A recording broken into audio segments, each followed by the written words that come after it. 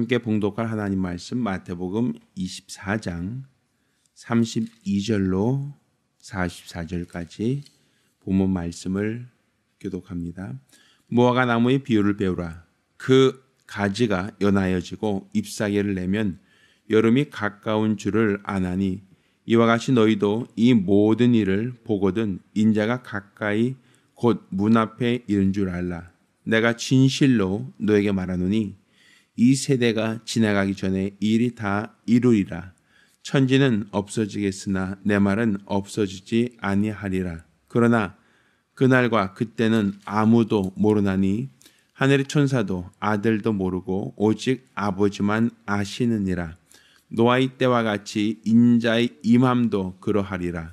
홍수 전에 노아가 방주에 들어가던 날까지 사람들이 먹고 마시고 장가들고 시집가고 있었으며 홍수가 나서 죄를 다 멸하기까지 깨닫지 못하였으니 인자의 임함도 이와 같으리라. 그때에 두 사람이 밭에 있음에 하나는 데려감을 당하고 하나는 버려둠을 당할 것이요 두 여자가 매를 갈고 있음에 하나는 데려감을 당하고 하나는 버려둠을 당할 것이니라. 그러므로 깨어있으라. 어느 날에 너희 주가 임할는지 너희가 알지 못함이라. 너희가 아는 바니 만일 집주인이 도적이 어느 경점에 올 줄을 알았다면 깨어있어 그 집을 뚫지 못하게 하였으리라. 이러므로 너희도 예비하고 있으라. 생각지 않은 때에 인자가 오리라. 아멘. 자, 성경은 예수 그리스도께서 이 땅에 나타나실 때 우연히 어떤 즉흥적으로 이루어진 역사가 아니라 오래전 선자들을 통하여 예언하였던 대로 예언을 따라오셨다라는 것을 우리에게 말씀하셨습니다. 그래서 동방 박사들이 별을 보고 예루살렘에 찾아왔을 때에 왕으로 나시니가 어디 있습니까? 라고 묻죠. 그때 예루살렘에 왕으로 난 이가 없었습니다. 그들은 왕의 도성이니까 이스라엘에서 가장 큰 도시니까 왕이 태어난다라고 하면 당연히 예루살렘에서 태어날 것이다 라고 그렇게 기대했던 겁니다. 그렇지만 오래전 선지자는 예루살렘이 아니라 베들레헴 그 작은 고을에서 이스라엘의 왕이 올 것이다 라고 이미 오래전에 말씀하셨고 예언하셨기에 이스라엘의 왕으로 나신 이는 예루살렘이 아닌 가장 작은 성 베들레헴에 태어났다라는 것을 말씀하고 있는 겁니다.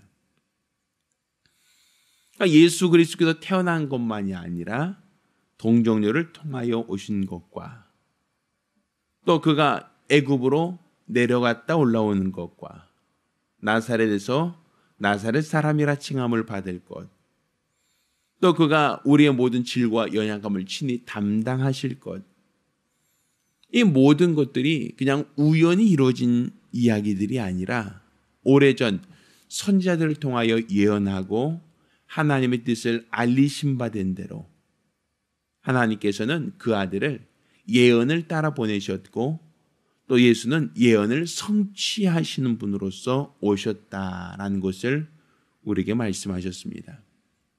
이렇게 예수님의 초림이 예언을 따라 오셨던 것처럼 예수님께서 내가 다시 올 것이다 라고 하는 예수의 재림도 우연히 어느 날 갑자기 이루어지는 사건이 아니라 오늘 본문을 보면 하나님이 뜻하신 바대로 하나님이 정하신 날에 반드시 예수님은 초림 때와 마찬가지로 이 땅에 올 것이다 라는 겁니다. 근데 그때는 노아의 때와 같을 것이다 라고 얘기합니다. 이 노아의 때라고 하는 것은 결국은 하나님께서 노아에게 방주를 만들라라는 말씀을 하시죠. 하나님이 세상을 물로서 심판하시겠다라는 뜻을 세우시고 세상을 물로 심판하시기 전에 하나님께서 노아에게 방주를 준비하라고 얘기를 합니다. 따라서 노아와 그 가족이 방주를 준비하는 데는 하루 이틀 걸린 그런 역사가 아닙니다. 대략적인 크기가 오늘날 축구 운동장 정도의 크기의 방주를 건축했다라고 얘기한다면 오늘날 같이 중장비가 없는 시대에 그 많은 나무들을 옮겨서 벌목해서 옮겨서 그 나무들을 조립해서 배를 만든다라고 하는 것은 한두 사람의 힘만으로 하루아침에 만들 수 있는 그런 역사는 아닙니다. 어찌 본다면 노아는 일평생 방주를 만드는데 자기의 시간과 자기의 에너지, 자기가 갖고 있는 모든 기술과 능력을 거기다 쏟아 부었을지도 모릅니다. 이는 노아만이 아니라 그의 아들들과 모든 가족이 그리했을 겁니다. 이렇게 사람들이 봤을 때는 노아와 그 가족들이 미친 사람들이죠. 배를 만들려면 배를 어디에다 만들어야 됩니까? 강이나 바닷가에 만들어서 타고 다니는 것은 이해할 수 있겠지만 산 위에다가 배를 만든다? 그것도 조그만 크기가 아니라 노를 저을 수 없을 만큼 축구 운동장 경기처럼 엄청난 크기의 배를 만든다는 것은 정상적인 사람들의 사고로 이해될 수 있는 얘기는 아닙니다. 무슨 배가 키도 없고 노도 없고 그 배가 어떻게 움직이겠습니까? 또 혹여 있다 할지라도 노아와 그 가족들 모두가 노를 젓는다라고 한다면 그 배가 움직이기나 하겠습니까? 그래서 사실은 어떻게 본다면 사람들이 봤을 땐 참 희한한 배를 만드는 겁니다. 그리고 그 배를 산 꼭대기 위에서 축구장 경기 정도 크기로 만드니 얼마나 큰 크기인지 사람들은 그것도 하루 이틀도 아닌 수십 년간 지내오면서 그걸 하는 것을 보면서 아마 노아와 그 가족들은 집단으로 미쳤다라고 그렇게 판단할 수도 있을 겁니다. 그렇지만 노아와 그 가족들은 분명히 알고 있는 것이 있습니다. 하나님이 세상을 물로써 심판하실 것이다라고 하는 그러한 약속을 가지고 있다는 것이죠. 결국 노아와 그 가족들이 방주를 만드는 동안은 사람들이 노아와 그 가족을 비판하고 비판했을 겁니다. 그렇지만 방주를 다 완공된 이후 비가 내리기 시작하자 사람들은 그제서야 그 방주 안으로 아마 도망가려고 했을 겁니다. 피하려고. 그렇지만 그 방주문은 이미 문이 닫혔고 그들은 그 방주에 탑승할 수가 없었을 겁니다. 온 지면이 물로 심판을 받을 때 단 한 사람도 홍수로부터 구명된 사람, 홍수로부터 살아난 생존자가 없었다라고 볼 수 있단 말입니다. 예수님께서 내가 다시 임하는 것은 마치 노아의 때와 같을 것이다. 사람들이 예수 믿는 사람들을 미련하게 볼 것이다 라는 것이죠. 예수 믿고 신앙생활하는 사람들이 하루 이틀 신앙생활하면 주님이 바로 오신다라고 한다면 아마 사람들 모두가 전심으로 신앙생활하고 거기에 몰두할 겁니다.